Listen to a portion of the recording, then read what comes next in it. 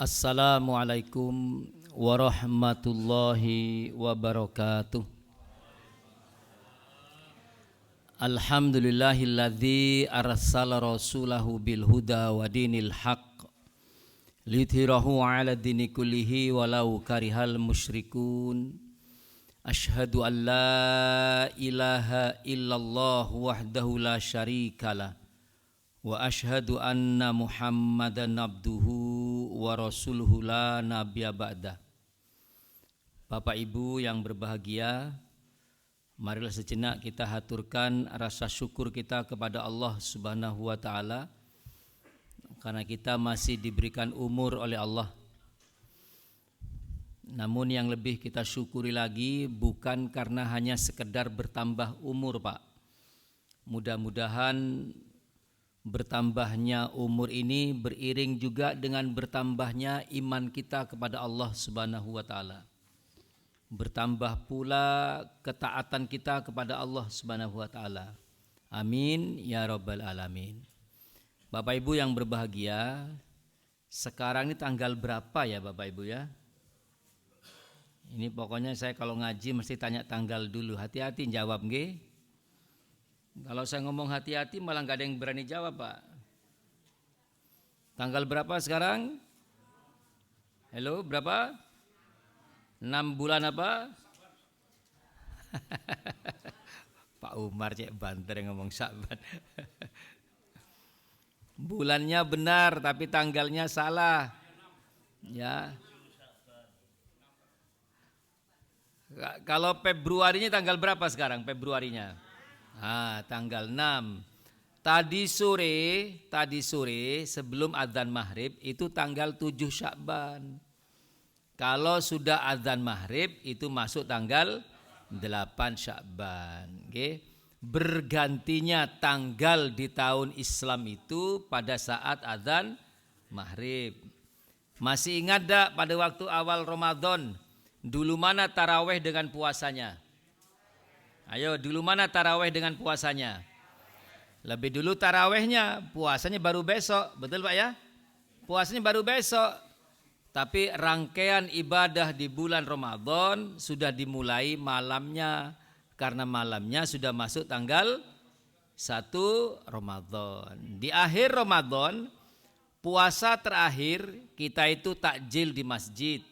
Berbukanya di masjid. Tapi malam itu sudah tidak ada taraweh kan? Sholat malamnya di rumah masing-masing, bukan nggak ada sholat malam. Ya, itu Pak yang paling sering kecolongan Pak kita itu Pak. Sudah 1 bulan penuh kita taraweh, begitu takbiran nggak ada yang sholat malam Pak. Karena apa? Tarawehnya sudah selesai katanya. Tarawehnya selesai, tapi sholat malamnya di rumah masing-masing Pak. Ya, itu diingat baik-baik Pak. Ya. Masya Allah, jazakallah khair. Terima kasih Pak ya. Nah, malamnya takbiran, sholat idnya baru besok. Ya baik, paham ge. Sekarang tanggal 8 Sya'ban. Saya ingin cerita Isra Mi'raj dulu. Nanti insya Allah terakhir saya sampaikan tentang ibadah di bulan Sya'ban. Hadirin sekalian, Isra Mi'raj itu kemarin jatuh pada hari Senin tanggal 27. Ini Pak, saya bawa HP ini karena anak saya sering telepon. Keperluan saya hanya ini. Jadi kemarin itu tanggal 27 Rajab jatuh pada tanggal 27 Januari. Harinya hari Senin. Tanggalannya berwarna merah. Orang yang kerja menjadi libur ya. Pertanyaannya apakah itu hari besar Islam? Mari kita lihat. Hari besar Islam itu hadirin sekalian paling tidak cirinya itu 3. Ya, yang pertama, hari besar Islam itu sudah diceritakan oleh Kanjeng Nabi pada saat Rasul masih hidup. Bahwa ini hari besar Islam dan seterusnya. Yang kedua, di hari besar Islam itu kita diharamkan berpuasa. Diharamkan berpuasa. Justru ciri yang ketiga, Di hari besar Islam kita dianjurkan menggunakan pakaian yang bagus-bagus, keluar dengan wewangian, Pak ya, bergembira, bersilaturahim. Nah, pertanyaan saya sekarang, tanggal 27 Rajab kemarin hari Senin, boleh nggak kita puasa? Boleh, nggak ada larangan. Ya, karena itu bukan hari besar Islam. Ya, bahasa yang mungkin paling paling toleran itu adalah hari yang dibesarkan oleh umat Islam. Itu hadirin sekalian. Tapi hati-hati, jangan terus mengatakan bid'ah. Enggak. Tidak ada larangan memperingati Isra Mi'raj, memperingati Maulid Nabi, memperingati 1 Muharram, walaupun juga tidak ada anjurannya. Tetapi hadirin sekalian, kalau kita nanti terkooptasi dengan pemikiran yang seperti itu, jangan mulutan. Ya. Nah, ini nanti kita akhirnya kehilangan sejarah, Pak. Setiap mau masuk Rabiul Awal, tidak boleh ada peringatan Maulid Nabi. Tunjukkan dasarnya mana dilarang memperingati Maulid Nabi itu. Ya, yang dilarang itu ketika kita ini ada pada acara-acara yang berlebihan, ya ada hukumnya. Pokoknya pada bulan Rabiul Awal harus ada panggung, harus ada salawatan. Nah, itu tanyakan, Pak, dasarnya mana? Kalau ada harus itu berarti ada hukumnya. Kalau ada hukumnya berarti tanyakan, Rasul pernah tidak melakukan itu? Tapi kalau di bulan Rabiul Awal kita mengadakan kajian temanya tentang apa? Toladan Rasul, boleh tidak, Pak? Boleh. Di bulan Rajab kita mengadakan kajian temanya tentang Isra Mi'raj, boleh tidak? Boleh. Nanti kalau tidak boleh, kita selamanya tidak akan pernah tahu bagaimana pribadi Rasulullah. Padahal kita diperintah oleh Allah. Laqad kana lakum fi Rasulillah uswatun hasanah. Telah ada pada diri Muhammad Rasulullah itu suri toladan. Kita disuruh meniru, tapi kita tidak boleh mengangkat cerita tentang Muhammad. Dari mana kita tahu bagaimana Rasul itu tidurnya, berjalannya, makannya, mandinya. Bagaimana Rasul bersikap kepada anaknya, kepada orang tuanya, kepada mertuanya, kepada anak mantunya. Semua itu toladan kita, Pak. Kalau kita tidak boleh, kita tidak tahu apa-apa nanti. Betul, Pak ya? Akhirnya Pak, kita tidak punya referensi. Yang tidak boleh itu, Pak, kalau berlebihan, bersolawat. Saya ini punya teman, Pak, namanya Ahmad. Wah, luar biasa. Sebelumnya fanatiknya luar biasa. Begitu kerja di Saudi, wah, dikir sama orang Arab tuh, Bu, dipegang, Bu, dikira kejam. Ada apa kan? Oh, dikir. Pulang Indonesia tuh beda sudah. Dikirnya tidak pernah keras, ya. Karena apa? Rasul pun mengajarkan seperti itu. Yang tidak boleh itu ketika berlebihan. Coba lihat di TikTok ya. Orang memperingati Maulid Nabi. Aduh, sampai saya pikir, Masya Allah, ini kalau sampai seandainya Rasul ada, orang ini dibawa ke tengah-tengah Ka'bah ini. Diadil ini, dari mana dasarnya mereka. Nah, sama sekarang kita memperingati atau mengangkat tema tentang Isra Mi'raj, tujuannya agar kita tahu, Pak, risalah tentang Isra Mi'raj termasuk hikmah atau makna yang terkandung di dalamnya. Gitu, Pak ya? Ya. Isra Mi'raj itu diceritakan di Al-Qur'an di 2 tempat. Perhatikan baik-baik. Ini kajian kita ini bukan kajian lawaan, ya kan gitu kan, Pak Karbudin ya. Kalau lawaan Bapak bisa undang majelis ilmu ya. Kalau ada sekedar itu hanya sekedar lah, biar kita tidak diganggu sama setan ya. Ya kan kadang-kadang ngaji kan saya pernah bilang kan, Bu ya. Di kajian begini ini ada setan, ada jin namanya Wasnan. Siapa, Pak? Wasnan. Itu setan yang tugasnya menaburkan tepung. Kemana? Ke wajah orang yang sedang taklim. Seperti jenengan ini, Pak, sedang taklim. Cek nopo, Pak? Cek nopo, Bu? Cek ngantuk. Itu wasnan, itu pekerjaan wasnan. Nah, begitu ustadznya sudah menuju ke tempat ceramah, wasnan itu muter, Pak. Sak masjid itu diputer sama wasnan, Pak. Dibisiki di telinganya. Apa kata wasnan? Golek sendenan. Wis oleh sendenan, isok selonjoran, Longgone pas ngisore AC apa nek gak ketip. Wis gak usah ditaburi tepung wis bablas nggih. Ya, baik, apalagi cekelane jajan wah wis mantap. Ya. Hari ini apa Pak Karbutin? Soto apa sate, Pak?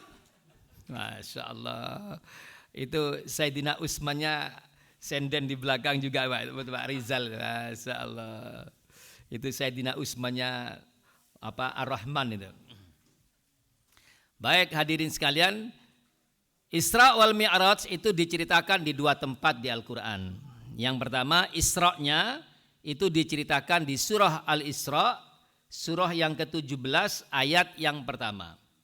Sedangkan Mi'raj-nya itu diceritakan di surah An-Najm, surah yang ke-53 ayat 1 sampai ayat 11. Ya, di surah Al-Isra, surah yang ke-17 Allah sampaikan, ya, saya bacakan, a'udzubillahi minasyaitonirrajim, subhanalladzi asra bi abdihi lailam minal masjidil haram ilal masjidil aqsa alladzi barakna haulahu linuriyahu min ayatina innahu huwas samiul basir. Perhatikan baik-baik hadirin sekalian, saya kupas pelan-pelan. Perhatikan pertama, subhanalladzi. Ayat suci Al-Quran kalau diawali dengan ucapan subhanalladzi yang artinya maha suci Allah, seakan-akan Allah itu menyampaikan pesan pada kita semuanya, maha suci Allah dari ketidakbisaan, maha suci Allah dari keterbatasan, maha suci Allah dari ketidakmampuan, maha suci Allah dari kemustahilan. Jadi ayat yang diawali dengan ucapan subhanalladzi, lanjutannya itu Pak, mesti itu sesuatu yang otak kita tuh kadang-kadang tidak mampu menjangkaunya. Tapi Allah katakan, maha suci Allah, aku bisa melakukan segalanya. Itu pesan yang pertama. Ya, subhanalladzi khalaqal azwaja kullaha mimma tumbitul ardu wa min anfusihim wa mimma la ya'lamun. Maha suci Allah yang telah menciptakan semuanya, azwaja kullaha, berpasang-pasangan, mimma tumbitul ardu, dari yang ditumbuhkan bumi, wa min anfusihim, dan dari diri mereka sendiri, wa mimma la ya'lamun, dan dari yang tidak kita ketahui. Apapun yang tidak kita ketahui, kita harus yakin bahwa semuanya berpasang-pasangan. Surah apa ini, Bu? Bu, jenengan kalau malam Jumat baca apa, Bu? Oh, mantap. Makanya saya bacakan surah Yasin, tidak ada yang tahu, Pak. Ya. Kenapa? Jangan punya pemahaman bahwa Yasin tidak boleh loh ya, jangan loh ya. Bu, kalau Yasin itu berarti baca surah Yasin ayat pertama sampai ayat terakhir. Tapi kalau Yasinan, an di belakang itu Bu, itu menunjukkan mesti ono berkate. Ya. Syukur ya me alhamdulillah, tapi nek syukuran ono berkate. Okay. Tahlil iku mek ngomong la ilaha illallah, nek tahlilan mesti ono. Lah niki kajian ngaji napa kajian Pak nih, Pak? Nggih, Pak Karbutin. Ini ngaji napa kajian? Oh, berarti ono berkate. Gampang tengerane. Ayo ngaji. Ya wis surah apa ayat berapa. Tapi kalau kajian berarti ono ojo ditengeri lo ya. Baik hadirin sekalian, perhatikan itu subhanalladzi asra. Asra itu artinya memperjalankan.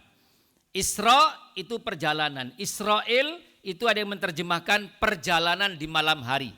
Israel itu nama kecil dari Yakub. Ya panjang ceritanya Pak, panjang kalau saya sampaikan ini. Sudah?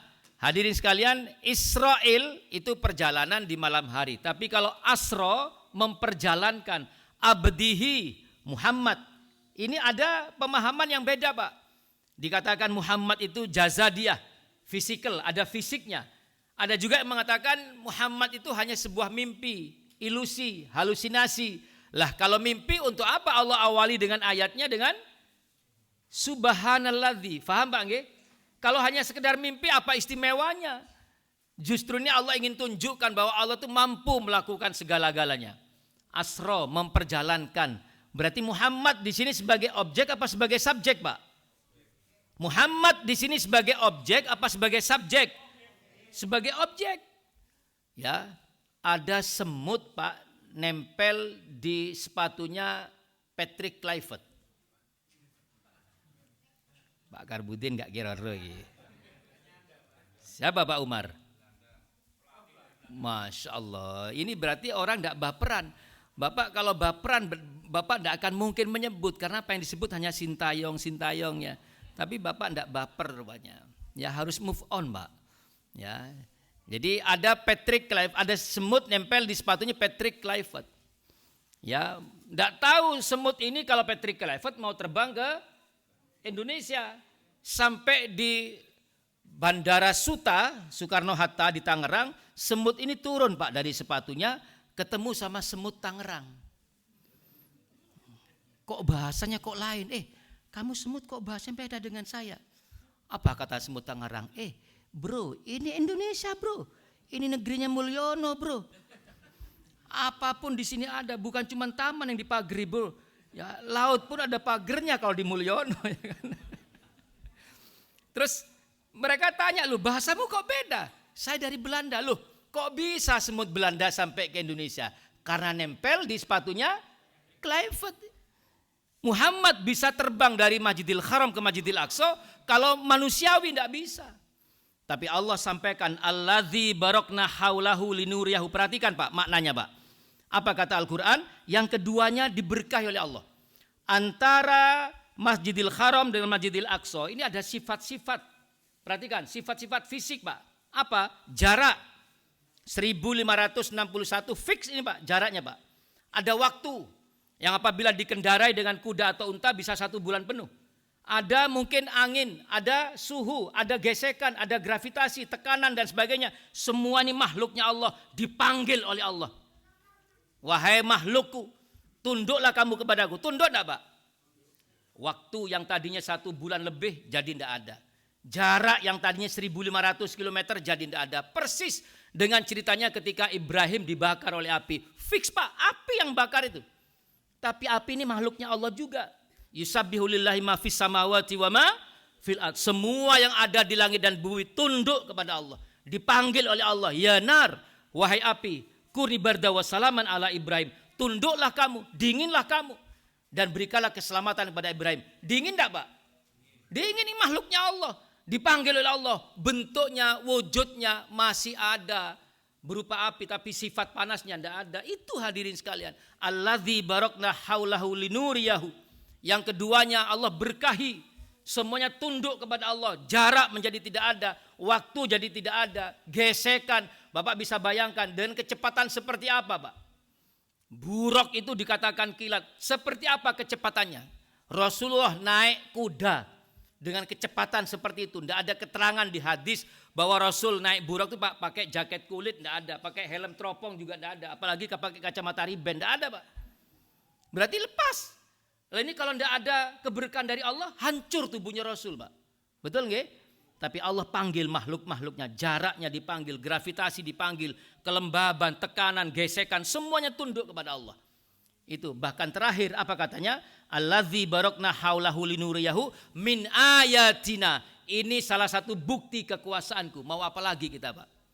Allah tunjukkan ini salah satu bukti. Hadirin Bapak Ibu, perhatikan baik-baik. Di Al-Quran itu, di awal kita baca Al-Quran, Allah itu sudah dikunci, sudah ngunci kita, Pak. Apa kata Al-Quran? Alif Lam Mim, dzalikal kitabul la raiba fih, hudal lil muttaqin. Ya, apa kata Al-Quran? Kita sering memohon di surah yang sebelumnya. Ihdinas siratal mustaqim, ihdinas siratal mustaqim. Dijawab oleh Allah. Dzalikal kitab la raiba fih. Apa artinya la raiba fih? Tidak ada keraguan. Jangankan salah, diperdebatkan, ya, diperselisihkan, diragukanlah. Tidak ada Al-Quran itu diragukan. Hudalil mutakin, petunjuk bagi orang yang bertakwa. Di Al-Quran itu, Pak, kalau ada kata-kata Alkitab, ada kata Al-Quran, ada Injil, Taurat, Zabur dan sebagainya, mesti di sekitar ayatnya itu ada kata-kata hudan. Karena apa? Al-Quran, Alkitab, Injil, Taurat, Zabur diturunkan oleh Allah sebagai petunjuk. petunjuk bagi orang yang bertakwa. Perhatikan, Allah memberikan daftar, list siapa orang bertakwa itu. Perhatikan Pak, urutan pertamanya Pak, bukan orang yang sholat, yang zakat, haji, jihad pun juga bukan. Apa kata Al-Quran? Alladzina yu'minuna bil ghaibi. Orang yang bertakwa itu yang pertama ini berarti yang paling prioritas Pak. Adalah orang yang percaya kepada yang gaib. Seakan-akan Allah itu berpesan pada kita. Nanti kalau kamu membaca Al-Quran, kamu akan bertemu dengan cerita seorang perempuan yang bisa melahirkan anak tanpa seorang suami. Itu gaib, kamu harus percaya. Itu urusanku kata Allah. Nanti kalau kamu baca Al-Quran, kamu akan menemukan seorang nabi menepukkan tongkatnya terbelah lautan. Itu gaib, itu urusanku.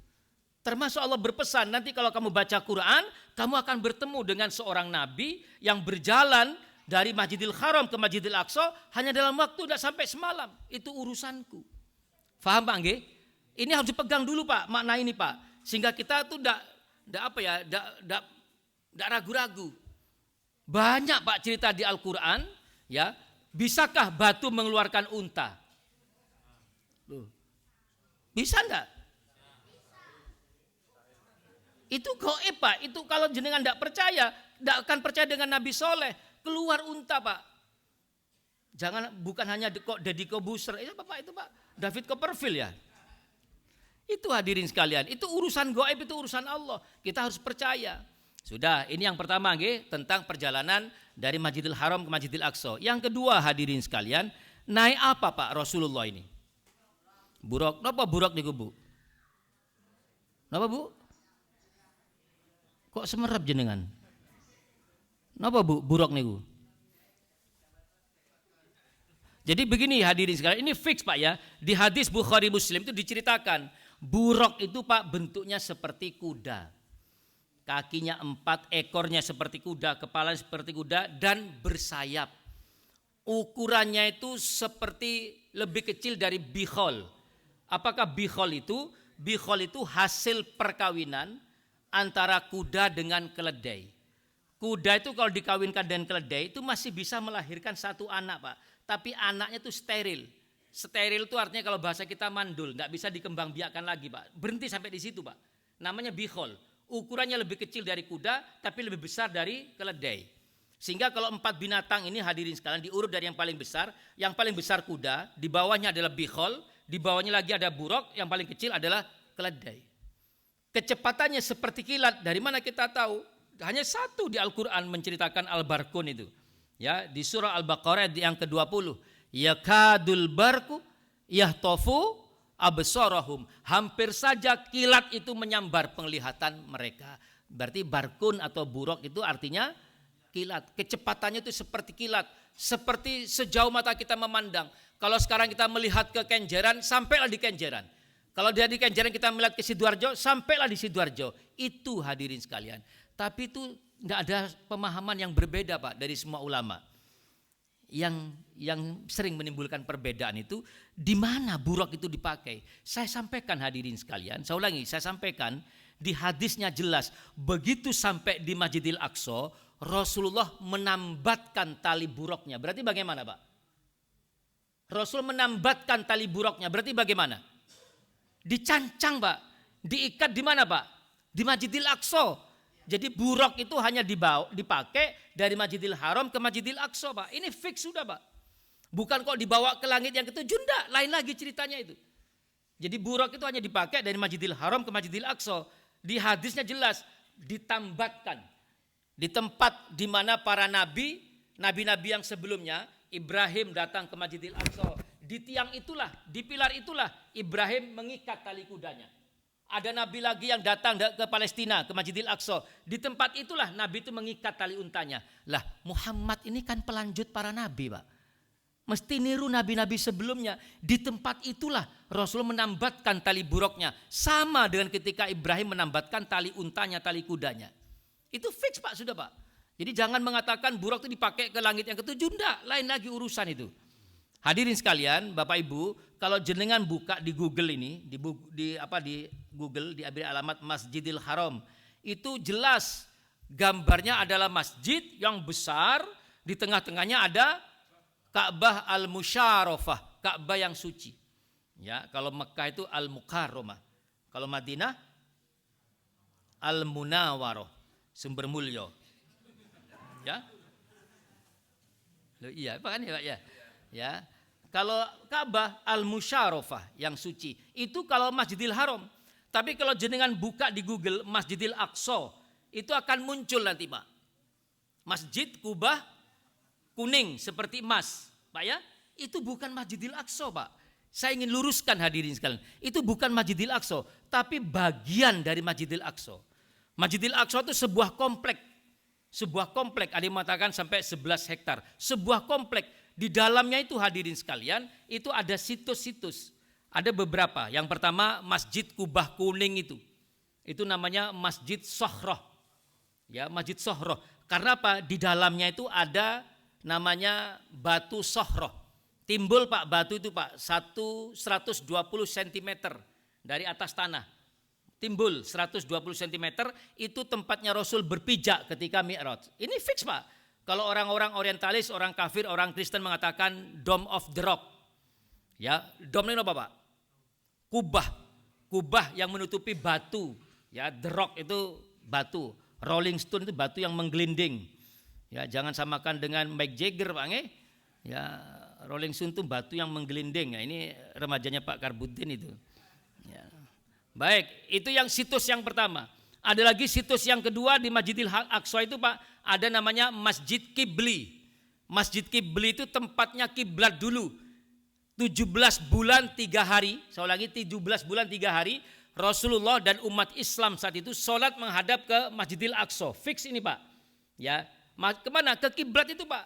Sampai akhirnya turun Al-Quran, surah Al-Baqarah ayat 144, fawalli wajhaka satrul Masjidil Haram, maka Rasul mengarahkan, memalingkan arah kiblatnya ke Masjidil Haram. Nah, sampai sekarang kalau di komplek Masjidil Aqsa itu ada sholat, imamnya di Masjid Kibli Pak. Ada lagi namanya Masjid Buraq, itu tempatnya Rasulullah menambatkan tali buruknya. Ada lagi namanya tembok ratapan, pernah dengar Pak nggih? Tembok ratapan itu orang Yahudi menyembah-nyembah begini Pak nggih? Sekarang sudah dibagi tuh. Temboknya diambil Yahudi, ratapannya diberikan orang Palestina. Makanya orang Palestina meratap terus, ya. Sudah, itu ada di komplek Masjidil Aqsa, Pak.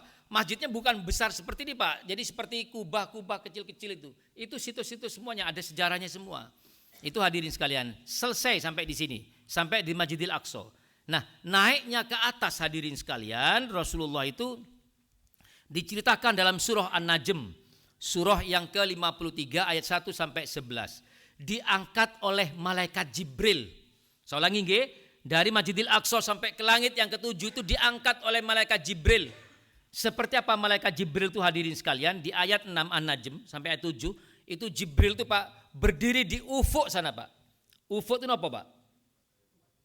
Ufuk itu apa Pak? Sejauh mata kita memandang, jenengan kalau melihat laut sore hari Pak nggih, laut matahari tenggelam, terus nabrak laut, bunyi Pak G, ces gitu kan Pak G. Jadi begitu nyambung ini ufuk Pak, ini cakrawala. Jibril itu berdiri di cakrawala itu dengan postur badan yang besar sekali. Bapak bisa bayangkan sejauh berapa cakrawala itu, dan posturnya Jibril itu tembus begini, berdiri Pak. Ya, dan Jibril terbang sampai di depannya Muhammad. Berarti Jibril punya sayap. Itu hadirin sekalian. Ya, kalau kata para ulama, kalau kita ingin melihat yang namanya Jibril Pak, Jibril itu Pak menapakkan kaki di lantai bumi ini, menapakkan kaki di lantai bumi, lalu kita dangak ke atas sampai tembus langit itu Pak, itu masih kakinya Jibril. Itulah makhluk yang membawa Muhammad Rasulullah melintasi berapa lapis Bapak Ibu? Berapa lapis langit ini? 7 lapis Pak ya. Perhatikan baik-baik, di lapis yang pertama bertemu dengan Nabi Adam alaihissalam, bapaknya para manusia. Di langit yang kedua bertemu dengan 2 nabi yang bersaudara. Nabi yang bersaudara itu adalah Isa bin Maryam dan Yahya bin Zakaria. Apa hubungan kekerabatannya? Perhatikan baik-baik. Isa anaknya, anaknya Maryam. Maryam anaknya, saya ulangi nggih. Isa anaknya Maryam, Maryam anaknya Imron. Imran punya istri namanya Hana. Hanya punya saudara namanya Zakaria. Zakaria punya anak namanya Yahya. Yahya dengan Maryam itu sepupuan. Yang Maryam punya anak Isa, sehingga Isa ini keponakannya Yahya, bertemu di langit yang kedua. Di langit yang ketiga bertemu dengan Nabi Yusuf alaihissalam. Sinten Bu? Yusuf nabi yang paling hafal ibu-ibu. Luar biasa. Ya, itu kalau wifi namanya high speed. Ya, kecepatan luar biasa itu ya. Kalau yang paling kaya siapa Bu? Nabi itu. Pokoknya yang paling sugih, yang paling ganteng hafal. Kalau yang paling banyak disebut di Al-Quran, wah gak ngurus ibu-ibu nih. Nabi Musa alaihissalam. Ya, Nabi Musa alaihissalam.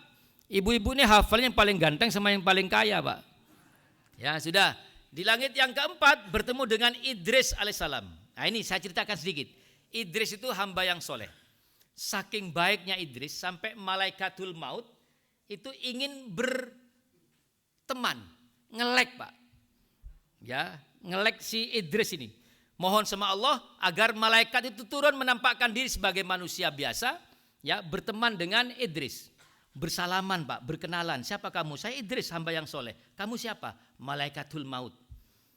Kalau jenengan Pak malam-malam kenalan sama orang, siapa kamu? Malaikatul maut. Apa Pak? Langsung pulang cari notaris bikin wasiat. Begitu tahu dia malaikatul maut, apa di pikirannya Idris? Malaikat, kamu kan tukang cabut nyawa. Saya kepingin tahu rasanya mati. Itu malaikat Nabi Idris Pak. Mohon maaf, jangan ditiru Bang, jangan ditiru. Saya kepingin tahu rasanya mati. Lapor ini malaikat, ya Allah, ini ada hambamu yang nyeleneh, kepingin mati Allah. Ya wis gak apa-apa turu tono, tapi ojo lali balik nolo ya. Ya. Akhirnya Pak dimatikan oleh malaikatul maut, dihidupkan kembali. Mungkin dalam matinya Nabi Idris itu melihat surga dan neraka. Maka permohonan yang berikutnya minta kepada malaikatul maut, malaikat, saya kepingin tahu surga dan neraka. Ya Allah, ini minta aneh lagi ya Allah. Wis turu tono gak apa-apa, tapi ojo lali lo balik nolo ya. Maka ditunjukkan neraka Bu. Begitu lihat neraka langsung geblak, semaput Idris. Padahal gak ono sing kenal. Lah nek kene lu iki lak arek gang telu iki. Lho iki lak tanggoku, lho iki sing ngarep omaku iki. Lho kok nang kene kabeh. Tuwambah geblak gak karu-karuan. Ya, begitu bangun diantarkan ke surga. Melihat surga seperti itu, waktunya habis. Dipanggil sama malaikatul maut, Mas, ayo Mas, waya balik. Mo, aku gak balik. Aku nang kene. Ya Allah, ini ndak mau kembali ya Allah. Nang dhisik lantai keempat wis jarno nang kono ae. Itu hadirin sekalian. Nek akhir nang surga gak apa-apa jaluk. Nek akhir nang sebelah ojo Pak. Ya sudah. Di langit yang keempat, di langit yang kelima, hadirin sekalian bertemu dengan Nabi Harun alaihissalam. Kakak 3 tahun dari Nabi Musa alaihissalam. Di langit yang keenam bertemu dengan Nabi Musa alaihissalam. Di langit yang ketujuh bertemu dengan Abul Anbiya, bapaknya para nabi. Siapa bapaknya para nabi? Ibrahim alaihissalam.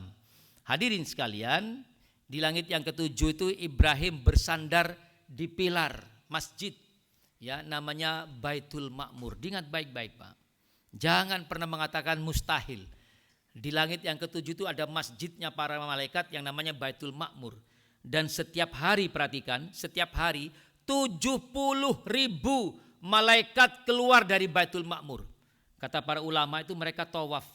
Karena Baitul Ma'mur itu lurus vertikal dengan Ka'bah, mereka tawaf dan mereka keluar dari Baitul Ma'mur dan mereka tidak bisa kembali masuk ke Baitul Ma'mur ila yaumil akhir, sampai hari terakhir. Karena apa Pak? Karena banyaknya malaikat yang antri untuk masuk ke Baitul Ma'mur. Ini menunjukkan bahwa malaikat yang diciptakan oleh Allah itu banyaknya luar biasa. Itu hadirin sekalian. Makanya saya sampaikan, masjid ini saya percaya, yakin dijaga oleh malaikat. Rumah jenengan dijaga oleh malaikat. Pohon-pohon yang ada di depan rumah kita dijaga oleh malaikat. Makanya sehelai daun kering jatuh dari tangkainya, Allah mengetahui. Karena apa? Semuanya dijaga oleh malaikat. Tapi hati-hati Bu, ngapunten nggih. Di rumah kita tidak hanya ada malaikat Bu, juga ada jin. Saya sudah pernah menyampaikan berkali-kali, namanya dasim. Sinten Bu? Dasim. Makanya kalau dasim itu Pak, tugasnya Pak, masuk di ruangan-ruangan kosong. Kalau kamar kosong mesti dimasuki sama dasim. Makanya jangan dipetengi, sekali-kali dinyalakan lampunya, dimasuki assalamualaikum. Apakah kamar, apapun itu. Ada teman saya itu Bu, setiap masuk mobil dia bilang assalamualaikum. Karena mobil dianggap ruang kosong. Ya. Jadi kan kalau nanti rumah gini kebetulan kosong ditinggal ngaji di Ar-Rahman, ya begitu masuk rumah harus ucapkan itu Pak. Assalamualaikum. Maka dasim itu manggil, ayo keluar. Tidak ada tempat bagi kita di rumah ini. Tidak perlu ditambah Bu. Assalamualaikum dasim, nanti jawab itu. Waalaikumsalam. Melayu nang Ar-Rahman wis gak ana uang. Ya, akhirnya muter-muter nang dalan, mlebu sama wedi nang masjid terus gak ana uang. Ya, sudah hadirin sekalian. Baik. Hadirin sekalian, sampailah Rasul di langit yang ketujuh. Sampailah di ujung langit namanya Sidratul Muntaha. Sidrah itu artinya pohon yang terbuat dari emas. Muntaha itu artinya totok-totokan di dalan, Pak. Sudah tidak ada jalan lagi di balik Muntaha itu. Dan setelah itu Jibril berhenti sampai di situ hadirin sekalian. Ya, Rasulullah melanjutkan menghadap kepada Allah di arsy-Nya Allah. Di arsy-Nya Allah. Jadi perhatikan baik-baik, kalau ada orang bertanya di manakah Allah? Jawabannya jangan mengatakan di mana-mana, Pak. Raja saja, manusia saja punya singgasana. Allah itu ada arsy-Nya. Disitulah singgasana Allah. Loh kok bisa Allah melihat segala-galanya? Loh, ojo maneh Gusti Allah. Polisi loh iso ro kabeh. Polisi dimanapun jenengan berjalan di jalan Jepara, Gang Piroy, polisi ro. Betul Pak nggih? Itu hanya dengan alat buatan manusia namanya CCTV, satelit, itu dibantu Pak, itu buatan manusia Pak. Ya, Abu Jahal, Abu Lahab itu seandainya hidup di zaman sekarang Pak, dia mungkin masuk Islam Pak. Mendengar cerita Isra Mi'raj mungkin dia percaya. Lalu sekarang ini manusia bisa buat kendaraan. Ya, Masjidil Haram, Masjidil Aqsa itu 1560, 2 kalinya Jakarta. Dengan kendaraan buatan manusia, Surabaya Jakarta 800 kilo, itu hanya 1 jam 15 menit Pak. Jadi dengan pesawat terbang Masjidil Haram, Masjidil Aqsa itu cuma 3 jam Pak, maksimal 2,5 jam lah. Itu hadirin sekalian, itu dengan kendaraan buatan manusia dan dia ciptaannya Allah. Sudah hadirin sekalian. Nah, di arsy-Nya Allah inilah ada hilaf di antara para ulama. Ada yang mengatakan Rasul itu bertemu dengan Allah dengan tanpa tabir, ada yang mengatakan dengan tabir. Allahu a'lam bishawab. Hadirin sekalian, di hadapan Allah ini, Bu, Rasul kenging nopo Bu? Angsal nopo? Perintah tentang solat. Hadirin sekalian perhatikan baik-baik. Ketika Allah ingin menyampaikan perintah tentang puasa, cukuplah Allah sampaikan lewat Jibril. Jibril ada perintah tentang puasa, sampaikan pada Muhammad. Jibril ada perintah tentang haji, sampaikan pada Muhammad. Jibril ada perintah tentang waris, tentang zakat, tentang cerita-cerita tentang para nabi sebelumnya, sampaikan pada Muhammad. Tapi khusus tentang sholat, Allah ingin manggil langsung kekasihnya.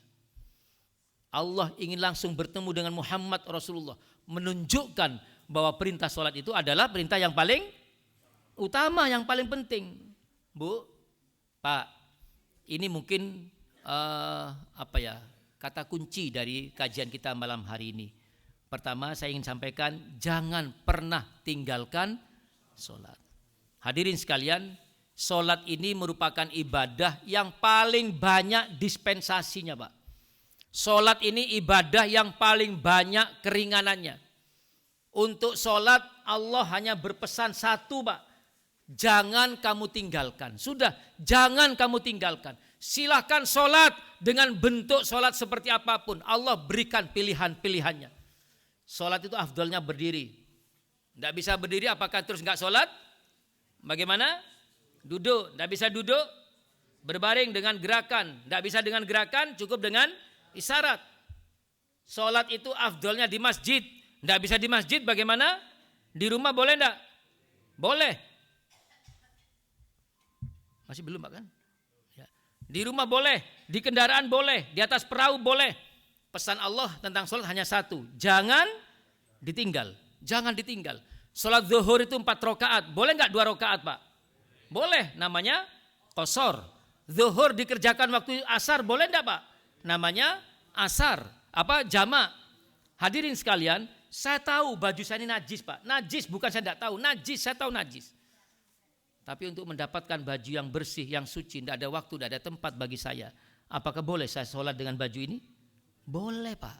Yang penting satu, jangan ditinggal. Hadirin sekalian, rukun Islam itu ada 5. Ya, syahadat, sholat, zakat, puasa, haji. Ada kelompok orang yang bisa bebas dari 3 ini Pak. Tidak zakat, tidak puasa, tidak haji. Kalau orang itu miskin, apakah masih wajib zakat? Lah. Kalau orang itu sudah sakit-sakitan, apakah masih wajib puasa? Poso, geblak. Terus ya apa? Masa poso? Loh, bayar fidyah, dia miskin Pak. Sudah enggak kuat, dia miskin lagi. Masihkah wajib bayar fidyah? Enggak Pak. Apalagi haji Pak. Artinya apa? Ada orang yang bebas dari 3 ini. Tapi dari sholat enggak bisa Pak. Jenengan sakit sekeras apapun, tetap ada perintah sholat.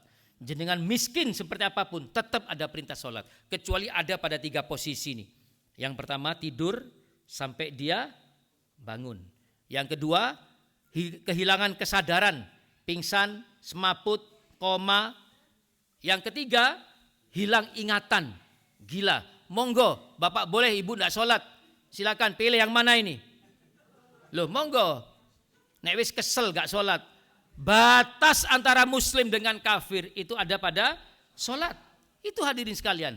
Kalau sampai kita tidak sholat, falaisa minal Islam, sudah sama dengan orang-orang di luar Islam.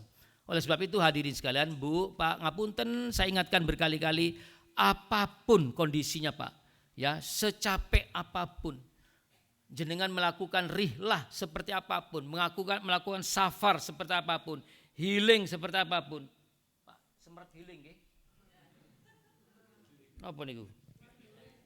Kan ada healingan jagung, healingan tebu nih. Rekreasi kemanapun, nggih, ya jangan pernah meninggalkan sholat Bapak Ibu. Seakan-akan Allah mengatakan, sudahlah sholatlah kamu seperti apapun kamu sholat. Dalam bentuk seperti apapun silakan kamu sholat. Pokoknya jangan ditinggal. Itu pesan yang ingin Allah sampaikan kepada Muhammad Rasulullah sampai Rasul dihadirkan ke singgasananya Allah. Yang terakhir hadirin sekalian, Rasulullah ditanya oleh sahabat-sahabatnya, ya Rasulullah, apa kenangan yang paling indah dari yang kamu jalani selama hidup? Selama hidup itu apa yang paling indah, kata sahabat-sahabatnya. Apa kata Rasulullah? Liqa Rabbi. Ketika aku bertemu dengan Allah, ketika aku bertemu dengan Tuhanku. Cerita yang paling indah sepanjang sejarah Muhammad Rasulullah itu ternyata ketika Rasul bertemu dengan Allah. Bu, jenengan kalau diundang wali kota saja, undangan masih pekan depan, dibelani tuku kelambi. Betul Pak Umar nggih? Nek perlu nyele jas, sepatu disemir. Padahal sepatu ini gak oleh disemir. Disemir cek gilap, cek ganteng. Baru ketemu dengan wali kota. Ketemu dengan presiden apalagi. Ini bertemu dengan yang menciptakan presiden hadirin sekalian. Gimana bahagianya. Sampai Allah tuh Bu, ya, karena jenengan pasti kepingin bertemu dengan Allah. Seperti halnya Muhammad bertemu dengan Allah. Maka Allah ajarkan kepada kita semuanya. Apa katanya? Surah Al-Kahf. Surah Al-Kahfi ayat yang terakhir. Faman kana yarju liqa'a rabbih falyamal amalan shalihah wala yusyrik bi ibadati rabbih ahada. Barang siapa yang kelak ingin liqa dengan Allah, ingin bertemu dengan Allah, maka syaratnya hanya 2, ya, falyamal amalan shalihah wala yusyrik bi ibadati rabbih ahada. Perbanyaklah amal soleh, ya, dan jangan pernah mempersekutukan Allah dengan apapun. Bapak Ibu, mungkin jenengan akan menganggap berlebihan kalau saya mengatakan begini. Saya yakin semua yang ada di ruangan ini akan masuk surga. Karena masuk surga itu gampang, Pak. Gampang. Selama kita tidak melakukan 2 hal ini. Yang pertama syirik kepada Allah, dan yang kedua melakukan dosa besar. Berzina, berselingkuh, ya, berjudi, membunuh orang, bersaksi palsu dan sebagainya. Selama tidak melakukan dosa besar, insya Allah kita masuk surga. Bapak-bapak mungkin tidak sadar bahwa banyak yang jenengan lakukan itu sesungguhnya bisa menghapus dosa kecil. Seorang laki-laki yang meninggalkan rumah mencari nafkah sampai dia pulang, itu menghapus dosa kecil Pak. Sholat-sholat sunnah itu menghapus dosa kecil hadirin sekalian. Adapun selama kita tidak melakukan dosa besar, insya Allah kita akan dimasukkan dalam surganya Allah. Amin ya rabbal alamin. Demikian hadirin sekalian, mudah-mudahan saya selalu bermohon pada Allah, mudah-mudahan siapapun yang memakmurkan masjid ini, mulai dari beliaunya Pak Mujiono, sekarang sudah terbuka banyak orang yang ikut memakmurkan masjid, ya, yang menyiapkan keramiknya, karpetnya. Ya, kita tahu mungkin kalau disebut malah keseringan saya sebut ini. Ya, sekarang sudah banyak orang yang mulai ikut membantu nyumbang. Ayolah, ya, masjid ini akan bersaksi semuanya nanti. Dinding, lantai semua akan bersaksi kepada Allah bahwa siapa yang telah memakmurkan, yang azan, yang membersihkan, yang jadi imam, orang yang nyumbang, yang sekarang ada toilet di depan yang sedang dibangun, semuanya termasuk yang menyiapkan apa Bu malam ini Bu? Soto apa sate ini ya? Semuanya yang menyiapkan itu semuanya, ya, mudah-mudahan diganti oleh Allah dengan kebaikan yang berlipat ganda. Jazakumullah khairan katsira. Mudah-mudahan diganti dengan kebaikan yang berlipat ganda. Termasuk jenengan yang hadir Pak. Apalah arti menu di depan itu kalau jenengan tidak hadir. Betul Pak nggih? Teruslah hadir, ajaklah keluarga, ramaikan masjid ini, fa insyaallah kita masuk surga bersama-sama. Amin ya rabbal alamin. Kita akhir dengan tahmid dan doa kafaratul majelis. Alhamdulillahirabbil alamin. Subhanakallahumma wa bihamdika asyhadu an la ilaha illa anta astaghfiruka wa atubu ilaik. Wassalamualaikum warahmatullahi wabarakatuh.